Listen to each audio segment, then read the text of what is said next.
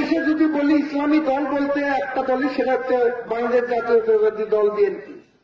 আমরা সেই দল করি। আপনারা জানেন শহীদ রাষ্ট্রপতি জিয়াউর রহমান আল্লাহর একজন অলি ছিলেন।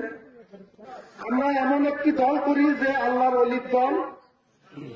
বাংলাদেশে যদি বলি ইসলামী দল বলতে একটা দলই, সেটা হচ্ছে বাংলাদেশ জাতীয়তাবাদী দল বিএনপি। কৃষক বাঁচলে দেশ বাঁচবে।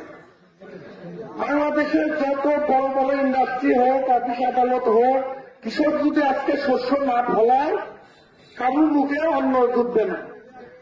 কৃষক দল এমন একটি গুরুত্বপূর্ণ দল যে দলটিকে শহীদ রাষ্ট্রপতি জিয়াউর রহমান সবসময় কৃষক দলকে গুরুত্ব দিয়েছেন এবং শহীদ রাষ্ট্রপতি জিয়াউর রহমান তিনি নিজেকে কৃষক হিসেবে পরিচয় দিতেন।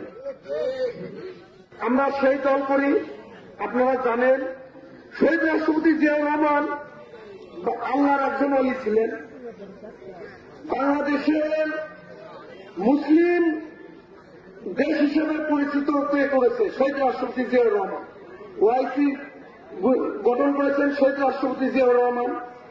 আপনারা জানেন সংবিধানে বিসমিল্লাহ নিয়েছে শহীদ রাষ্ট্রপতি জিয়াউর রহমান। আমরা এমন একটি দল করি যে আল্লাহর অলির দল। বাংলাদেশে যদি বলি ইসলামী দল বলতে একটা দলই, সেটা হচ্ছে বাংলাদেশ জাতীয়তাবাদী দল বিএনপি।